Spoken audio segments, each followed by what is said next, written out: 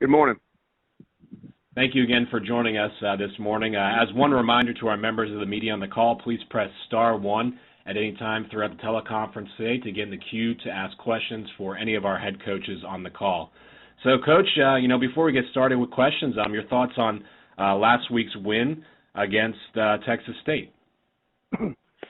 Well, first of all, I think, had a great crowd out there, close to 29,000 for a November game is awesome.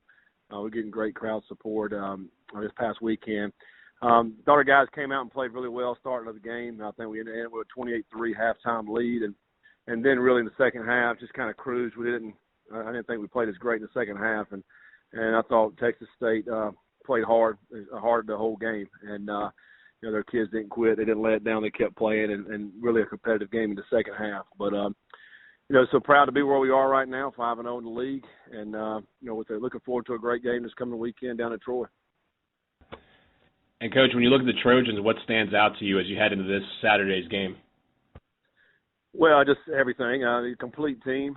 Defensively, they're playing extremely well, stopping the run, creating turnovers, putting pressure on the quarterback, doing a great job defensively. Offensively, probably the hottest offense out there, maybe in the group of five. It all starts with the quarterback. He makes all the throws, and have a really great running back. And what they're doing scheme-wise is hard to defend. And I just think overall, just a really talented team, and it'll be a big challenge for us. And, Coach, going back to this Saturday's game, Kenyon Gilchrist was named the Defensive Player of the Week in the Sun Belt this week. What stood out to you from his performance on Saturday?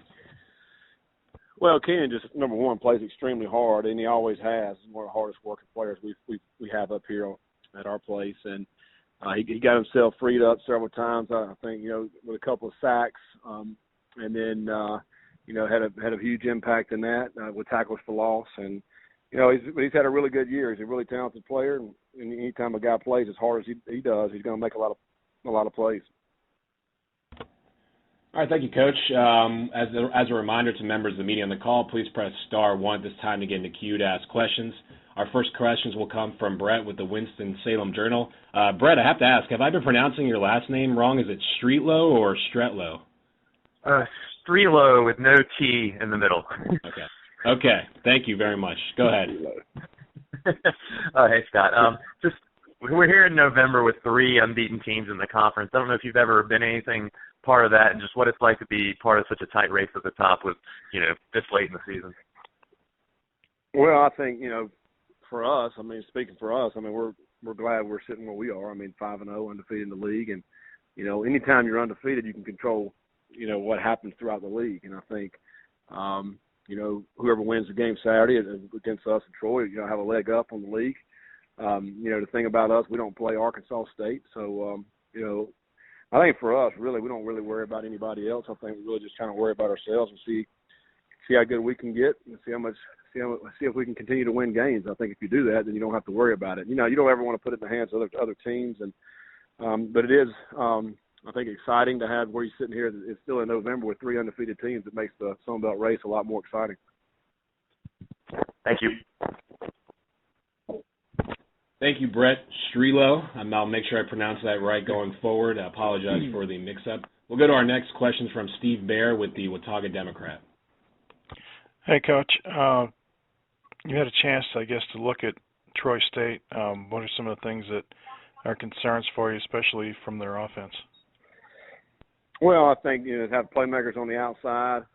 Again, the quarterback can make all the throws, and then you couple that with a 230-pound back that can really run. He's very elusive for a guy that size. He can run through tackles. He also has speed to outrun you. So, all those things, they have a lot of weapons, and they spread the field on you, and they make you defend the whole field. And you got to tackle guys in space. We got to do a great job of tackling the ball, and they're very, very, very good at what they do.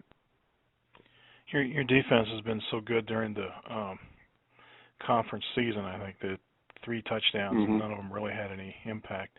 Are they kind of taking ownership of that? Are they kind of saying, we're not going to let them score, not just because to win the game, but also this is what we're kind of being known for? Well, I think they do a great job of just kind of staying in the moment. I think depending on what the scenario is, whether down in distance, field position, all those certain things, they take into account of really tendencies that offenses do in those certain areas, and so our guys do a great job with that.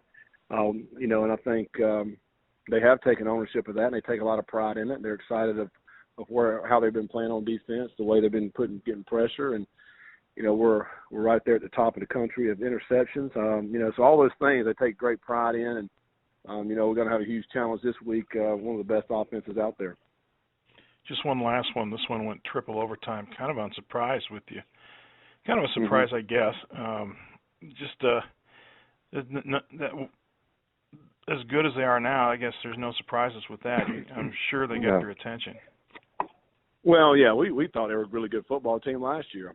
I mean, the record didn't indicate what kind of team they had. I think they were, Neil was just kind of building the program up last year, getting them all to kind of buy in with his culture, and he's done a great job with that. And we see what's happening this year. I mean, they've played as good as football as anybody in the country this year. So they got our attention last year, no question. And then I think they've just gotten everybody else's attention this year of how they've played. And so us going on the road, going down there, and it's obviously a big challenge and it's a big game. But these are the kind of games that you look forward to, that you want to play in. That's all I had. Thank you, Coach. Okay, thanks. Thanks, Steve, and thank you, Coach Satterfield. Those are all the questions we have for today. We appreciate your time as always. All right, thank you, guys. Yep, thank you very much. And again, App State heads into this Saturday's game against Troy, 2:30 p.m. Central Time kickoff on ESPN3 on Saturday.